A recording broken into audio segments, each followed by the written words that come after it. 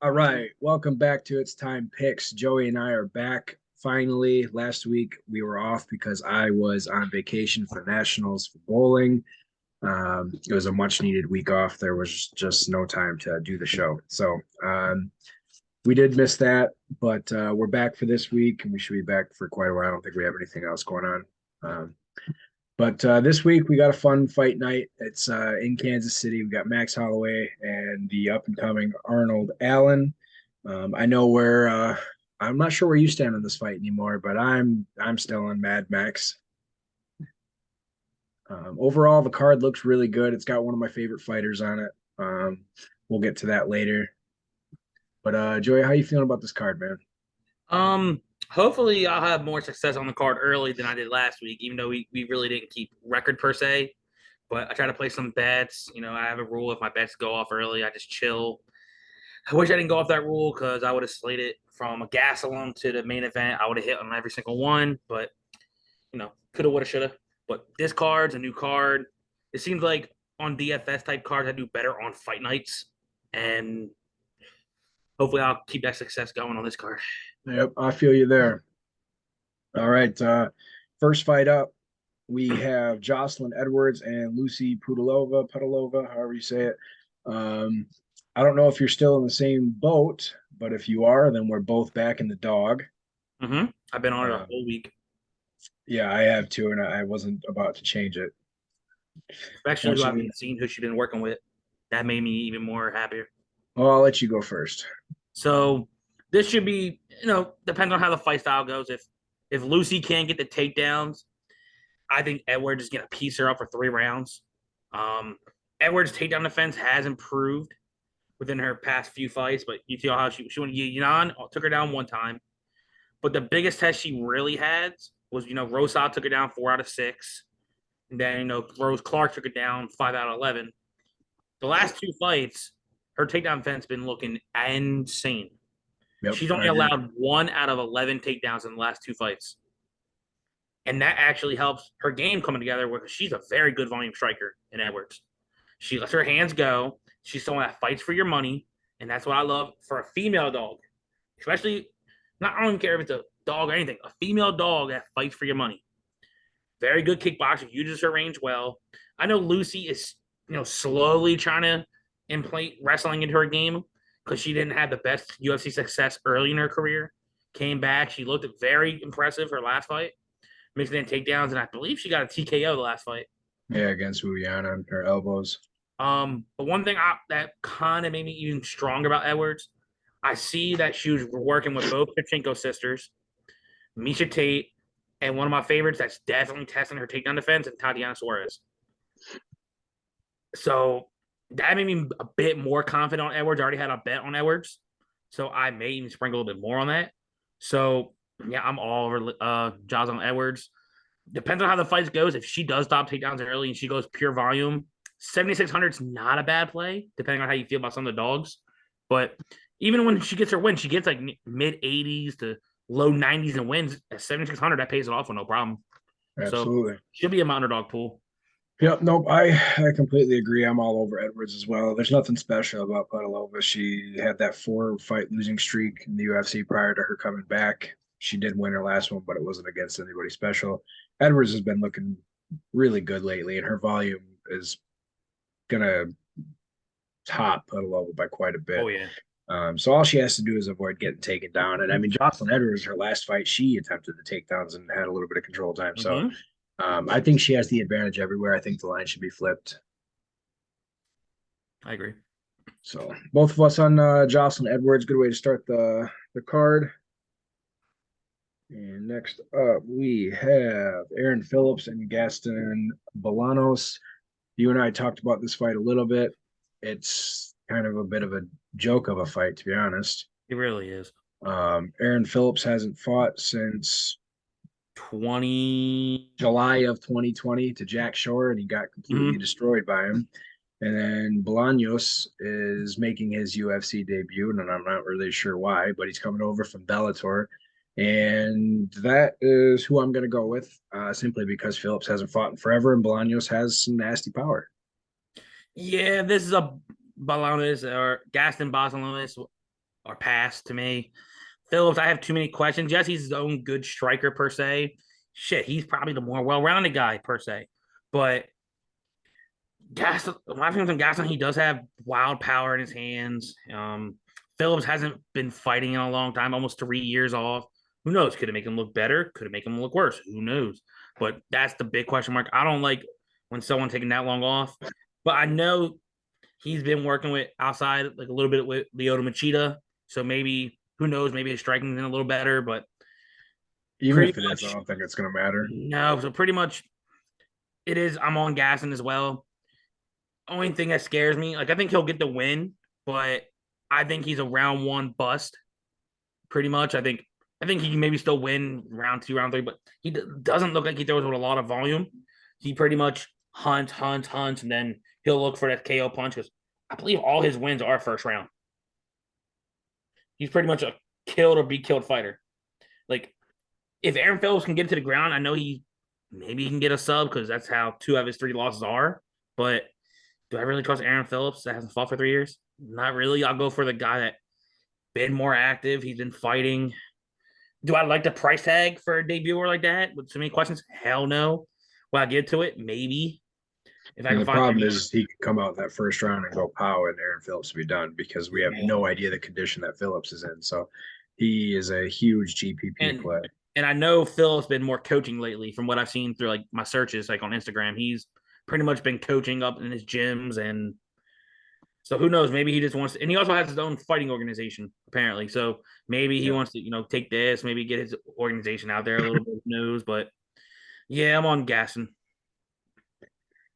All right, both of us going with Bolaños. Next up, we have Bruna Brasil and Denise Gomez.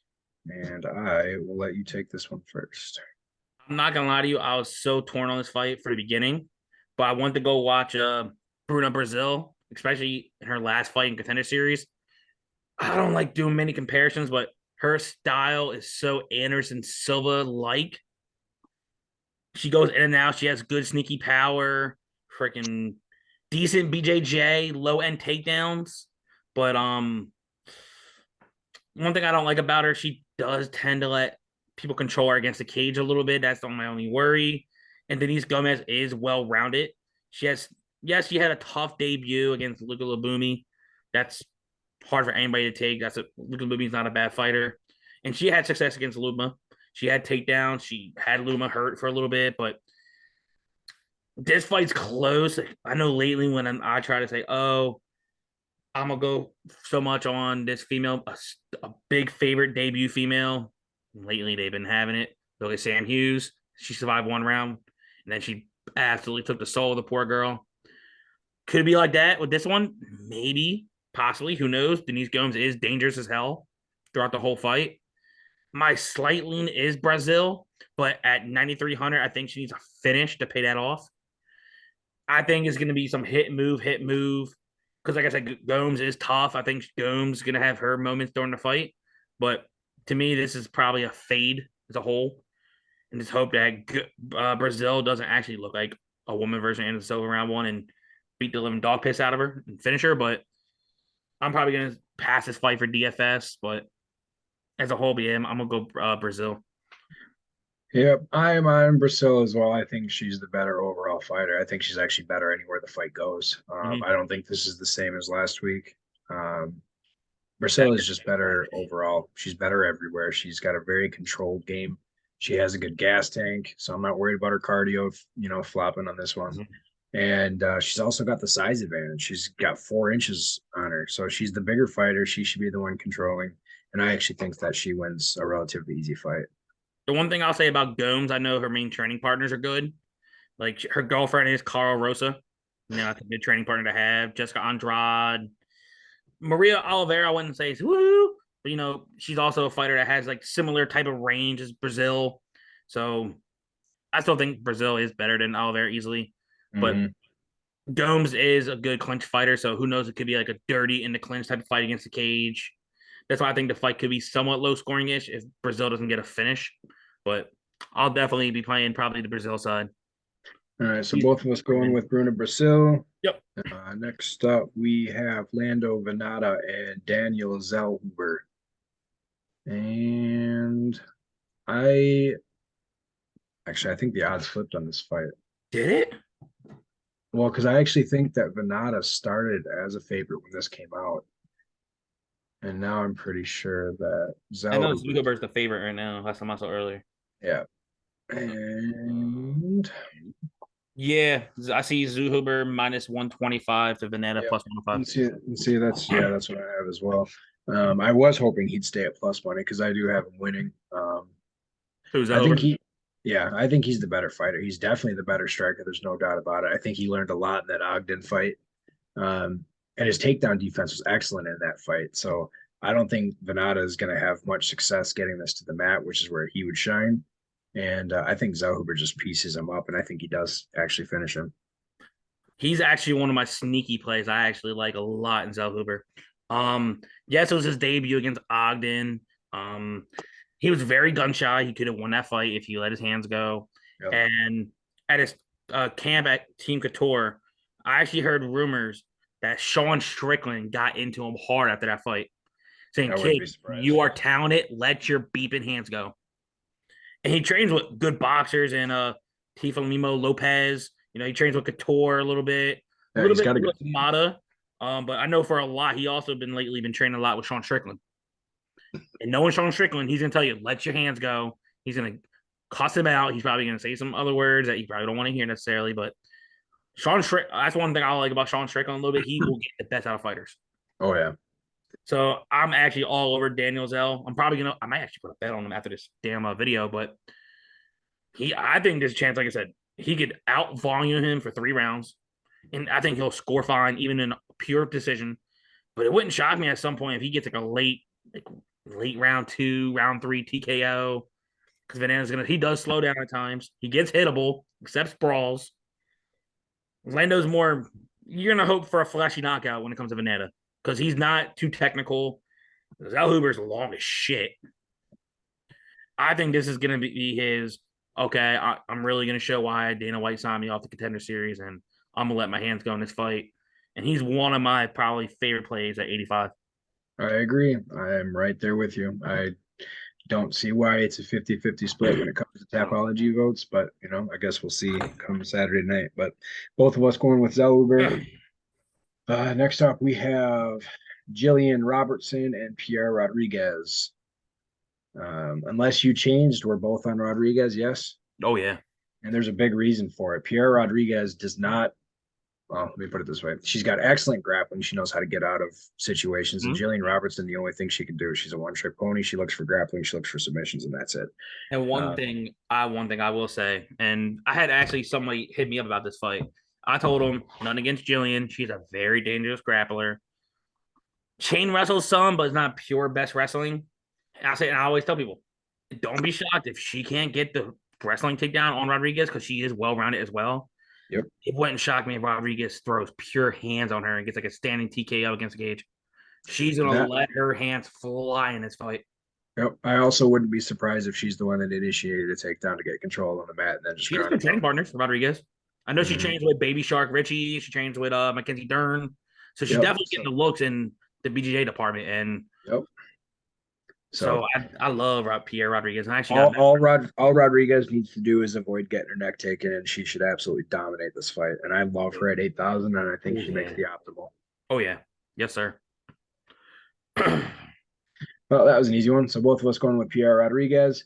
Next up, a dumb fight. We have Zach Cummings and Ed Herman, and I say that it's dumb because both these guys are ancient. Cummings is retiring after this fight. Yeah, from what I heard, I know because Eventually. I know he's been more coaching lately. I know he was off like almost for 2 years and some change, no, almost 3 years, because he had like a real bad like back issue. Yeah. And he came out in the videos and said that he's not renewing his contract because this is his last fight. And win, lose, or draw, he's gonna retire. Yeah. And so And and Ed Herman is I don't like hearing that R word.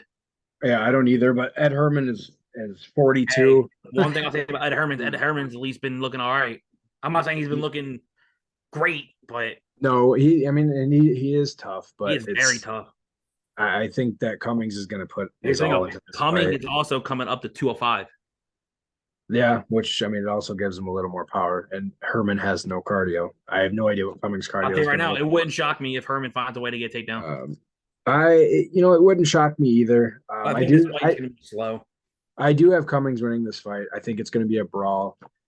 If it is pure striking, Cummings should come out on top. If there Yeah. is, wrestling involved, Herman might. But again, Herman's cardio sucks, and I have no idea where Cummings is at. So I'm going with Cummings. This is not a fight I want to target in anything because he's way too overpriced. He's the most expensive fighter on the slate, which That's just makes terrible. zero sense to me. But yeah, so I'm going with Cummings for that reason, but I wouldn't be shocked if Herman pulled one out. I'll say this right now. This is one fight we're going to be different on. I've been an Ed Herman guy for the longest time. Um, I think this is where Ed Herman definitely gets back to the grappling. I think he's gonna be the stronger out of the two. He's been more active. Um, I think there's gonna be times he can maybe get Zach if he survives the punching power because Zach Cummings he's But you can't really very say one he's been shot. more active. He hasn't fought since 2021 either. Hey, he's been fighting more than fucking Patrick Zach Cummings. Only one fight more than him. Hey, Not really saying a think whole about it. lot. Like, he fought Alonzo. That fight wasn't the best, but he didn't get finished against Alonzo. Nobody got submitted by Mike Rodriguez. Yeah, I thought he lost that But fight, but regardless, so he's fought regardless, once since 2021. Cummings hasn't fought since 2020. Both guys are on an extremely long layouts. Both guys are extremely old. It's not a fight to target for anything. only thing I'll say this: if you're trying to go heavy on studs and you got to get down there for just a illy, okay, I guess Herman's. To me, if I had a gun in my head, someone said pick your side for a DFS, I'll go Herman 66. You can grab who the hell you want because, like I said, if he does get grappling, he is leaps and bounds a better grappler. He is leaps and bounds a better wrestler, and I do like Herman. I hope, like I said, this is more biased. I've been a fan of him for years, but I'm gonna go Herman to win. DFS, I want to say I'm not gonna touch him, but I hope I don't get to him. But Well, all right. Well, that'll be our first split pick. I'm going to go with Cummings. You're going with Herman. It's yep. not a fun fight, but that's all right.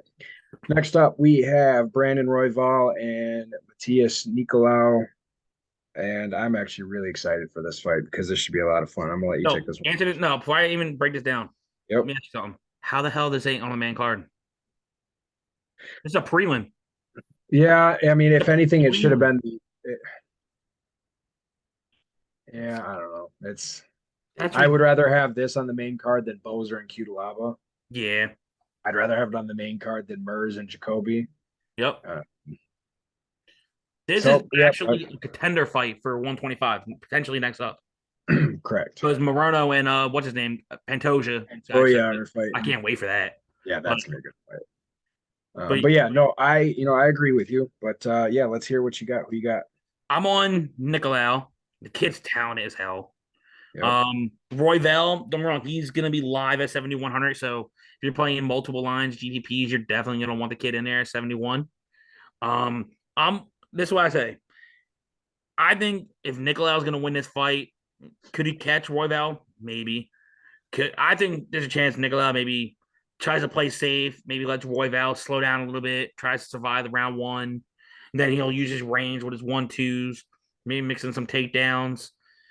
My pick is definitely going to stay Nicolau. I'm going to see how DraftKings looks, but without him getting a finish, I don't think he pays off 91. But because I know, but Royval is going to push a pace on him, so maybe that'll bring him out. So that's a sneaky play at 91. But I'm just going to pick Nicolau. I think, like I said, Royval, he's a kill or be killed guy. I'm on Nicolau as well. A lot of it I'm going to base on both of their last fights. They both fought Schnell in their most recent fights. Royval knocked him out in round one, and Nicolau just completely destroyed him and knocked him out in round two. Man, Nicolau, he's such a complete fighter. Mm-hmm. There's nothing bad I can say about his game. Royval could catch him at any time. Royval is a dog. We've seen it in every fight that he's been in. He can be completely nuts. He will jump and grab a neck and do whatever he can to finish this fight. But Nicolau is really quick, really fast. He's got fast hands. I don't think it's going to be a problem. I think he wins this fight pretty easily. But one thing I'll say about Nicolau before we go to the next fight, he has 10 takedowns in 7 UFC fights. So he's good in mixing it up because Roy Val's going to try to throw wild. I can guarantee Nicolao's going to try to mix in a counter and shoot in. It wouldn't shock me if this fight Nicolao gets between like 2 to 3 takedowns. Because I agree. I'll give it to Royval's dangerous off his back. He So is not. He lets people take him down. yep. So I mean that also could play into the DFS aspect of Mm-hmm. it. So, but both of us going with Nicolau. Yep. Next up, I don't know where you're at on this fight, but we got Bill Algeo and TJ Brown. I'm going to start this one off. I am on the dog. I am one of the 15% of people on Tapology that is with him. For me, I Bill Algeo, he's a good fighter, but he's not a great fighter. There's nothing special about his game. He did lose to a split decision to Andre Fili. It really ideally could have gone either way. Mm-hmm. But his 3 fights before that, or even 4, he beat Herbert Burns, who is a nothing. He beat Joe Anderson Brito, who was decent. hit or miss. And he got smoked by Ricardo Ramos, and he beat Spike Carlisle. And Carlisle was already on his way out. Wait, Spike Carlisle's not even in the UFC no more. He's in PFL, I think. And TJ Brown, I had been against him because he had looked like crap against Nerd I went against him and took Eric Silver in his last time out. And then he completely proved me wrong and made me look like he looked really, really good against Eric Silva. And so Bill Algeo does not have the greatest takedown defense. He just doesn't. He does have a good get-up game, but when he gets controlled on the mat, he gets controlled. So the way that I see this going is TJ is going to come forward. Algeo is going to try to defend. He's going to miss. He's going to get taken down. He's going to get controlled and potentially finished. So I'm all over Brown. I won't have any shares of Algeo at all. I just don't see him winning this fight. I'm actually on TJ Brown as well. The one thing that scares me, yes, Bill Algeo is the better, faster striker per se, but Brown does have his own power. He's not afraid to get in someone's range, throwing his power and mixing his chain wrestling. It wouldn't shock me that if this is, I have a couple sneaky calls. Maybe I'll save for the end of the video, but I'll save for this one. This could be a fight where TJ Brown could go to takedown city. Hey, don't be taking a hot take from me right now. I'm just saying, like, when I was watching tape, I don't like how bad Algeo's takedown defense is. That's even though he's a BJJ black belt, don't get me wrong, but he just like, oh, you don't want to take my leg? Okay, I'll let you take it. Scoop. I just don't like that. Brown is very aggressive. And I'll say this right now. If Brown gets in either side mount or gets him flat, he will win by sub. Either by rear naked choke or by arm triangle. And hey, when you said 15%, hey, I'm in that 50% with you then. So he's one of my favorite dogs at 74. Yeah, he's a steal at 74. And there's not many. Crazy thing is, when I look at it, there's not many wrestlers on this card. So even if he loses this fight and it goes 15 minutes, he should still score 40, maybe even 50 points in a loss. So he's an excellent play. Both of us going with the dog and TJ Brown. Next up, we have the Energizer Bunny, Clay Guida, and Rafa Garcia. And I will let you take this one first. Crazy thing is, I've loved Clay Guida his whole career. He's very exciting. He gets the crowd into it. But one thing I've noticed, when he fights these younger guys, he doesn't tend to do too well. He gets, like I said, looked like he needed to go sit down when he fought Claudio Playas, and Playas got him down and submitted him easily. I think there's a chance that Garcia could potentially take him down with no problem. Maybe not the first try, because Clay Guida is very scrappy in his own right, but it wouldn't shock me by the end of this fight. Especially if it goes decision, Rafa gets like 5 takedowns. Maybe not too much control time, because, like I said, Guida does accept getting back up. But one thing that is sneaky, which I'm looking into, I may play Rafa by sub. Because when Guida does get up, he leaves open the limbs available, mainly his neck. And it wouldn't shock me even if Garcia doesn't even have many hooks in, he just snatched the neck. Nope, I'm right there with you. I don't like the price tag per se, 95, because I'm like, good Lord. I'm like, only after one fight that you win and you get a 9,500 tag, that's, But well, he's been 9,500. Last time, I will say, the last time he was 9,500, he did lose. Yes, he did. It was similar to Guida. It was who was it against? Oh, great. Grutzmacher. But But I think he learned a lot from that fight, and yep. he could have. Yeah, I mean, arguably he won that fight because I believe it went to a But decision. one Yeah. thing that I was worried about, but I looked into it more. I know early in his career, most of his losses because his cardio went. But now he's at Evolution Fight Camp in Colorado. So you definitely know his cardio is definitely getting worked into elevation. So hopefully I think that's the only main word I got with this fight. It's his cardio. Because I think he has more power than Clay. Clay may be a little bit faster, but Garcia is the more better striker, stronger grappler, better wrestler. I just unless Garcia gets caught with something, I don't see him losing.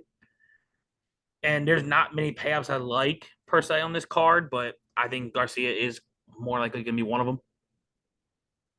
Yep. I think Garcia completely just manhandles Guida, and it's kind of crappy to say that because Guida's, he's Guida.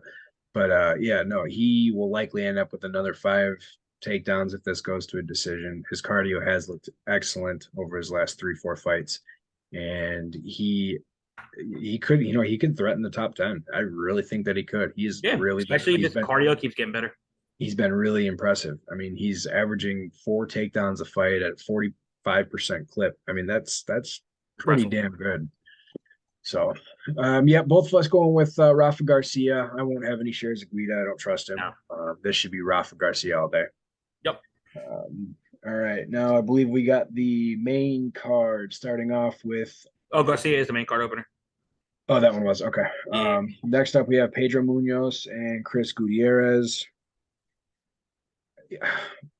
It sucks to say this because Munoz he's such a great fighter, and it sucks to see him keep losing. But he's lost 4 of his last 6 with a no contest in there against Sean O'Malley. He was starting to get pieced up by O'Malley, and I don't think this fight's going to be any different. We've seen him get completely rocked lately.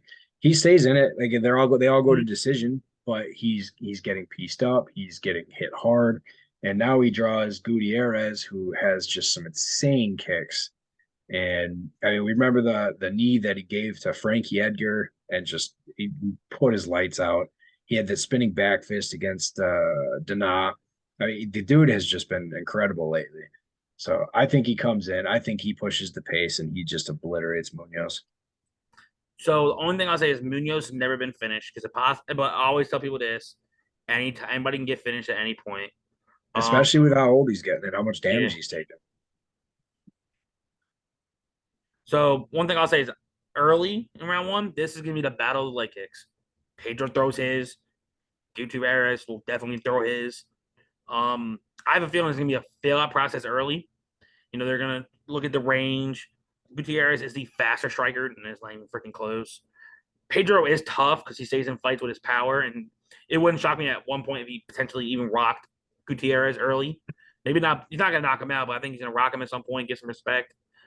One thing I would say about Pedro, if he actually used some of his wrestling, because he's such a good BJJ specialist, I would almost pick Pedro if I knew that he was going to his wrestling.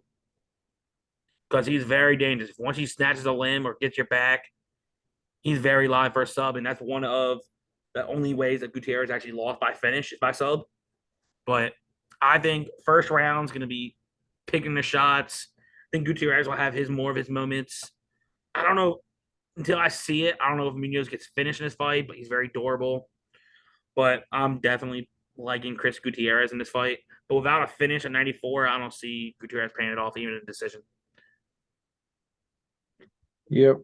I will say, Howard, if you end up watching this, I know that you're on Munoz. I keep asking why because I really don't have any Wait, who's he idea. on? He's on Munoz? Howard. Yeah, Howard. I know, right? So, yeah, you got called out, sir. But yeah, both of us on Gutierrez. I love him in this. I like him for DFS. Not as much as I like Garcia more, but I do like him as a strong cash play. This next fight, I'm torn on this fight. I don't like this fight whatsoever. We got Tanner Boser coming down to light heavyweight, which he should have been. He should have been there definitely. And we got Ion Cutelaba, and I'm gonna let you take this one first. So I was so torn on this fight throughout the whole week, and I was even torn before we did this video. The more dangerous guy will be Ian Cutelaba, especially early. One thing I'll say, and I hope he needs to accept this because if he wants to stay relevant in the 205, even though I think he can make 185, but I think if you want to stay relevant, do what you've been doing well. Wrestle, wrestle, and grapple for the love of Christ. Because if you do that, you could be the highest score on the slate. If you just grapple, hell, Yep. the shit out of Bozer. Bozer Yep. is going to be the athletic striker. He has good power. I think that power is definitely going to come down with him at 205. From what I've seen, don't get me wrong. Bozer got a six pack. Bozer's actually looking, good for the cut. I'm like, okay, Bozer, I see you. This is how two ways he's making his 205 debut. One thing I will say, Kutalaba round one is going to be the more dangerous guy. And if he gets it done, usually if he does in round one, if it's a finish, 8,400, he is going to absolutely smash that price and potentially be the highest score. Because it wouldn't shock me. Because when he fought Dustin Jacoby, he took Jacoby down like 8, 9 times. 9 times in the first round. Yeah, and he ended up losing still, Yep. and he ended up scoring insanely good. I'll say this right now. I know Bozer had takedown defense issues at heavyweight, and maybe he's gonna be a little bit too big to take down, but Kutalaba, he's the Hawk for a reason. He's a strong son of a bitch. He is extremely strong. And it wouldn't shock me with multiple takedowns, because I know that's exactly what Kutalaba should do. If he goes that well, he is going to be my favorite play. But I'm going to be so freaking scared that entire round one, because if he gets out of round one, his hands are on his knees, Bozer will be live and knock him out in round two. So this is definitely a must try to target in any type of platform that you're playing. Pick your side. I'm going more the potential slate breaking Kutalaba. As am I, and there's a big reason for it. Like we mentioned, Bozer is going down to light heavyweight, which means his speed will pick up, but his power will come down. And you have to worry about everything else with his cut because he's been fighting at 230, Yep. 240. So he may look good, but you don't know how his cut was. You don't know how his cardio is going to be now. Mm-hmm. You don't have, there's too many questions. And Cutelaba, if he comes out and strikes, this fight becomes a 50-50. If he comes out and wrestles and he changes takedowns, this fight becomes 75-25. I'll say less. I'll say more of that. At times, Cutelaba can be stupid and have a stupid IQ, so hopefully he doesn't do anything dumb. That's one thing. Is like I put down for him, kill or be killed, finish type style. This is one of those fights where I will take Cutelaba and then he comes into the fight and he doesn't fight to his strengths, and I get pissed off and yell at the card or yell at him, yell at the TV because he's not fighting the way that he should. And then so it comes down to him and it comes down to his corner. But I know Bozer also struggles with southpaws, so that is also another thing in favor of Cutelaba. So both of us going with Cutelaba. I definitely agree that he could be a slate breaker.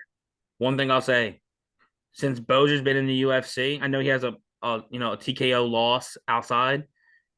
All his losses within the UFC are by decision. Yeah. But I don't know if, like I said, if Kutalaba changed takedowns, maybe he can control his cardio some. One thing I would say, don't get me wrong, I would love if he got that first round finish, get like 5, 6 takedowns. But what if, since Bozer's never been finished, he just changed wrestles him for 3? He could, and he'll end up scoring like 150 points. But you also, with this weight cut, Bozer could also have a weaker chin. You really don't know. Yep. So he could also be weaker to body shots. There's too many questions, too many variables for Bozer. If he comes out and wins this, will I be surprised? Maybe a little bit, but not entirely a ton, because Bozer, he's a pretty solid fighter. So both of us going with Cutelaba. Next up, we have Azamat Murzakanov and Dustin Jacoby. I think this is a really, really bad matchup for Murzakanov. I think he is way too small for Jacoby. There is a 5-inch reach and height advantage to Jacoby. Murzakanov likes to fight and strike inside the pocket. Jacoby likes to fight from range. So good luck getting in there. I expect this fight to stay on the feet. I don't think either one of these guys is really going to go for a takedown. If one of them does, it'll be Jacoby to get himself out of trouble. But yeah, I like Jacoby to keep this at range and just beat his face up. So as a pick, I want to pick Jacoby. So that's exactly what I'm going to do. But one thing I will be careful with, I remember I picked Amazat versus who's the guy that he damn near should have lost to, and then he got that third round knockout. You talking about Clark or Mm-hmm. Chuckwy? Chuckway. And Chuckley was absolutely piecing him up and getting ready to lose his first fight. And then he came out and it was the worst corner I've ever seen in my life. Chukwue's corner to go told him to go finish him. I'm like, bro, you're up 2 rounds. Just if you see it, go get it. He forced it and got kneed. Clark, he looked a lot better against Clark. But I would love to see Asmat go to 185 personally. I know he trains out in I Jersey. agree. But the crazy thing is, one thing I noticed about Ashman, if I knew that Mirzakhanov was going to use his wrestling like he did before getting into the UFC, I would pick Mirzakhanov with no problem, with no hesitation, because he does have good wrestling, but doesn't use it. He's a good striker. He has power in his hands. That's one thing. If Jacoby does get stuck with his back against the cage, Mirzakhanov could try to go in with an overhand right and try to drop him because he does have insane power. Don't get me wrong, for his small structure. Mm-hmm. I don't know if I'll touch this fight for a DFS because I think Jacoby's going to hit and move and try to stay away from the power. But I think there's going to be times where Mirzakhanov does try to get clinch with dirty boxing against a cage. But yeah, I'm all over Jacoby for the pick. DFS, Jacoby's not much of a finisher besides that one fight where he knocked the guy out in round one. But I don't see Jacoby 89 paying off unless he gets a finish. Well, I also think Jacoby, just adding a little something here, is going to be pissed off because he did not lose that fight to No, Roundtree. that was one of the biggest freaking. And I'm a Roundtree guy. He didn't win. I'm getting really sick and tired of the judges, and I think just about everybody is. Yeah, the But judge has been absolutely fucking terrible. all right, next up, we have the co-main event with one of my absolute favorite fighters. We got Billy Quarantillo and Edson Barboza. If anybody watches these and they've seen me talk about Quarantillo, they already know who I'm with, who I'm going with. So I'm gonna let you take this one first. Anyone that knows, I've seen Barbosa in person. Very nice guy, but he is slowing down. He's on a 2-fight losing streak. He's not on the good side of 37.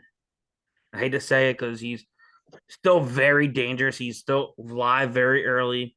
Scary power, good footwork, good BJJ. But the one thing that does scare me, at least recently in his fights, he's been very goddamn hittable. He leaves himself. He doesn't even guard his face anymore. He just leaves himself hittable. His takedown defense hasn't been the greatest either. One thing I'll say about Billy Q, and I've been on Billy. I like Billy Q since I watched him Ultimate Fighter, and then when he got his chance back, coming back to the UFC, good grappler, a very good grappler when he can get it to the ground. His striking improves every time he comes back, and his volume is insane. He throws like 8 strikes per minute. He just lets his hands go and go. And I just love that. I always love a guy that's so busy. Another thing is, he is hittable as well, but that's mainly to do his style because he just letting his hands go. Of course, someone's going to find an opening, hit him. But one other thing I will say that's probably going to give him more juice, and I personally didn't believe this until I talked to other people. He recently just became a father. So that's another boost of energy that's going to boost him up even more. I like Billy Q a lot in this fight. And I'll say this right now, even if he doesn't get a finish, he's another guy I think that could potentially absolutely smash the slate with pure volume. I know his takedowns is low, but how Barbosa wild? Maybe he can still mix it in here and there. But this is another fight I think potentially could be fight of the night. But I love Quarto to absolutely pepper the shit out of Barbosa. Yep, Billy Q. I will once again be all over him. He did lose that first round to Alexander Hernandez, and man, I was worried as shit. He looked he got his face beat in, and then he came out in the second round, and he completely turned the whole fight around and dominated. Quarantillo has one of the best gas tanks and cardio in the UFC. It's insane what he can do. I would love to see him in a 5-round fight, and I think if he wins this, we might see it. There's only one thing Barboza, he if he gets that liver kick, it could slow Quarantillo down. I am worried about that. But at the same time, Barboza wasn't able to land it on Bryce Mitchell. So nope. I'm not really a ton But worried about it, but I Quarantillo all day. He's my favorite play. The only thing that scares me is I know when Quarto fought Shane Burgos, he couldn't really get too much going. And And then some people are saying, oh, he didn't beat Burgos, but Barbosa beat Burgos. I'm like, look, nothing against that. That was actually a good fight between him and Billy Q. But the way Barbosa beat Burgos, that was one of the most freakiest ways to beat him. Because Burgos looked fine, and all I know is a switch turned off his head and told him no. That was one thing that you don't see every day in MMA. Because that was a very competitive fight.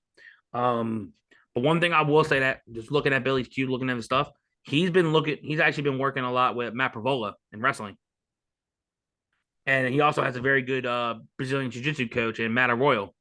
Yeah, well, I Also, mean, if his ground game gets even better, then he's gonna end up holding the belt here soon. no, if his wrestling takedowns get better, because his grappling's already freaking good. Anything else, if he gets any better anywhere, he's gonna be a huge threat. Yep. Um, and even in that Shane Burgos loss, he had 164 strikes thrown. It was just an all-out battle. Oh yeah. But yeah, so Billy Q, like you said, he's my favorite play in the slate. Yeah, I say that every time he's on the card. It's not gonna change. It'll never change. He's one of my favorite fighters. And that's not me just doing it personally. He's an excellent fighter. I would pick him against almost everybody. There are some guys in the division I still wouldn't take him against, but as of right now, Billy Q is going to be going until he gets stopped. Yep. So both of us going with Billy Q. Next up, we have the main event, and man, this is going to be a hell of a battle. You please We go got first. big what? You go first. All right, we got Big Max Holloway, and we have Arnold Allen. And a lot of people are coming out saying that Max is in dad bod mode and he's been playing too many games and this and that. Dude, don't believe that shit. He does play his games. Don't get me wrong. I thought you wanted me to go first. Hey, go ahead. I'm just saying he does play his games. Yeah, zip it. Yeah, no. So that's nothing to worry about. Max is still Max. He's still technically in his prime. He's only 31. He's not old. He has an iron chin. So I'm not worried about Allen landing anything that's going to knock him out because Max has fought Volkanovski 3 times and has yet to be knocked out. Cal Qatar couldn't knock him out. Rodriguez couldn't knock him out. None of these guys have been able to knock him out. Nobody. Arnold Allen is not going to be the one to knock him out. I'm sorry, it's just not going to happen. Max Holloway, this fight is going to be close for 2 rounds, and then Holloway is going to take off because Arnold Allen does not have the cardio that Max has.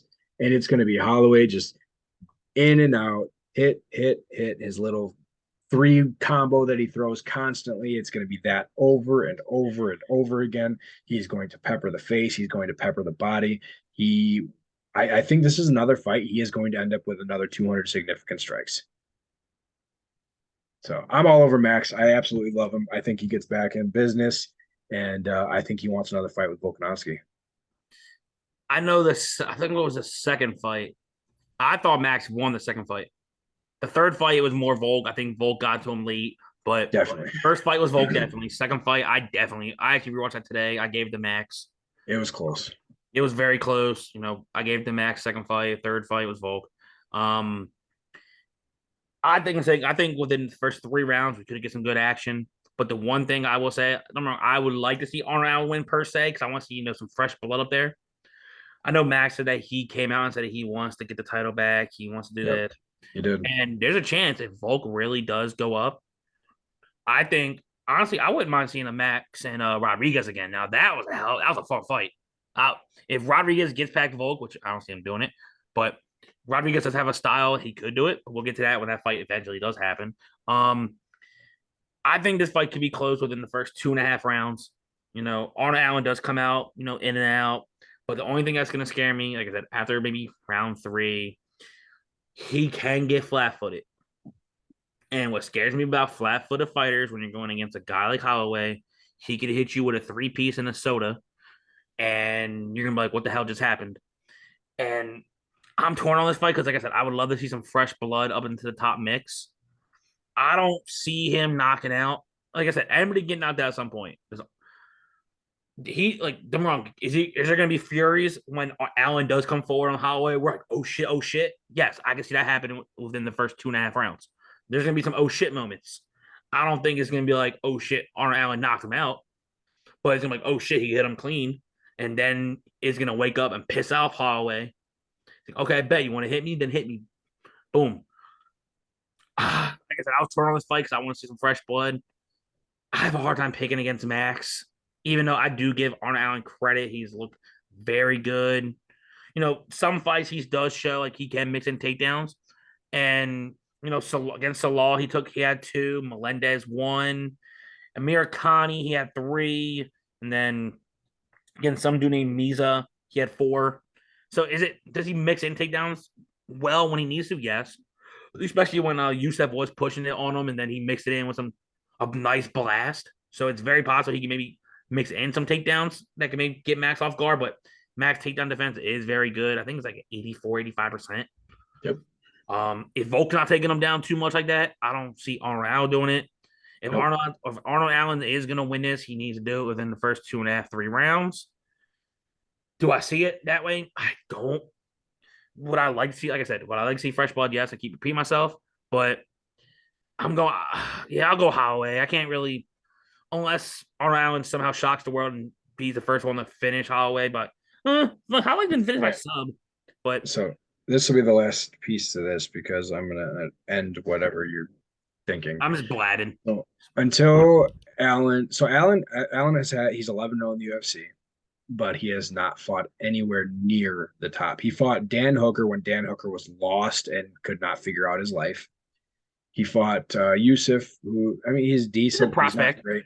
And then he did get Calvin Kattar, and Kattar, he is a good fighter. There's no doubt about it. He knocked him out, but that's the only guy that he's fought in the top 10. Yeah, exactly. It wasn't even like an actual knockout. And had that knockout not happened, who knows what would have happened. Cal Kattar is a 5-round beast. So yep. Holloway is light years ahead of Arnold Allen. And I don't know how he could win this fight, especially because Max, I believe, has they have about the same reach. But it's southpaw versus orthodox, and I think Max has far more experience fighting that way. We already know he's the better striker. There's no doubt about that. Max is probably the best striker in the UFC. Actually, no, he probably is. I'm just going to stick with that. So it's, he'll be the one landing. Even when it's, they pretty much facing each other because of the orthodox against southpaw style. Max has the advantage. He's going to have the 1-2s down the middle. Arnold Allen, he's going to have to load up to hit his chin, and every time he loads up, he's going to eat 4 or 5 shots. It's going to happen every time, and eventually Allen's going to get too tired, and we might see Holloway finish Allen. Maybe like round 4 or 5. I may sprinkle that maybe like TKO, like round 4, round 5, because Holloway's volume never stops. No, it doesn't. He's 9K monster. You can get Max Holloway at 10K. I'll probably still find a way to play Max Holloway at 10K. Absolutely. Well, yeah, considering his ceiling is 200, yeah, you have to have it. Absolutely. There's just no doubt about it. So both of us on Holloway, lock him into your lineups, lock him into your bets. We're all over him. Yeah, I don't got anything else to say about it. I love Max in this fight again, and especially if he's got that drive again, watch out because everybody in the division is gonna be fucked. Oh yeah, except for Volk. So yeah, that wraps up UFC Kansas City. I'm gonna go back over to my hot take now. It is with TJ Brown. I got TJ Brown by first round sub. Oh, I like that. That's my hot take. My favorite dog, TJ Brown. So that's where I'm at with those. And my lock is easily Billy Q. That'll never change. I'll say my dog. Crazy thing is, I don't usually like picking female fights, but I think Pierre Rodriguez, yeah, piece her the fuck up. I'm with you. And there's a chance I may have 2 females in my lineup potentially, depending on how my line looks. But because there's so many other guys I do like that can potentially break the slate on this card. I think this card is definitely gonna be high scoring. This last card was terrible. There wasn't a 100-point score until Rob Font. Yeah, it's pathetic. But I think that's easily gonna change on Saturday. And just hope. Let's pray to God. No bullshit late cancellations, please. We don't need those. Please fix that. I know people aren't for that late swap bullshit, but there's something that's got to be rearranged if your fighter somehow gets locked. But Yeah, mine. I'll definitely say Rodriguez, and I know you said your boy Billy Q, and I'll go up and say to another one of my other favorites. I love Pierre. Um, Another one I will say, if he gets it done in round one, it's gonna be Kutalaba, I'm good with that. and Kutalaba could break the slate at 8-4. Yep. So yeah, that takes care of all that. Next week we have Pavlovich and Blades, There it and is. I will once again be all over Pavlovich. Damn, I mean, I can't pick against Curtis. I will once again be on first round knockout. I have been since I don't know his Day last one. 5 fights, however long it is. So I absolutely love him. We also get to see Ricky Simon again next week. Ooh. He's a fantastic young fighter. Let's see, Brogan Walker's on the fight next week. We get Jeremiah Wells back. He's got Semmelsberger. That'll be a good Usman's brother. Is he on the prelims? Yeah. I don't see Somehow. him. He's Yeah, fighting, oh yeah, that's right. He's got he's a Junior dog in that top. fight. He's got Justin's brother. I don't know how he's a dog in that fight. That's horseshit. Yeah, no, I don't know, but we'll get to that next week. Oh, Norma Dumont's back in this fight. She's got to be going down to one. Oh no, is Hossa going up to 145? I don't know. That division just needs to stop. That division's dead. I know the 145 for women's is gone, but which sucks for Dumont because I don't think she could drop to 135 if she wanted to. Dude, I'm like I said, I'm looking at some of these lines. We'll talk more about it when it comes to. Oh wait, ooh, my boy Jeremiah Wells on the card. Yeah, I just said that. Oh, I didn't hear you. All right, yeah. So that wraps up this week. We'll see you guys next week. As always, thanks for watching, and we'll catch you.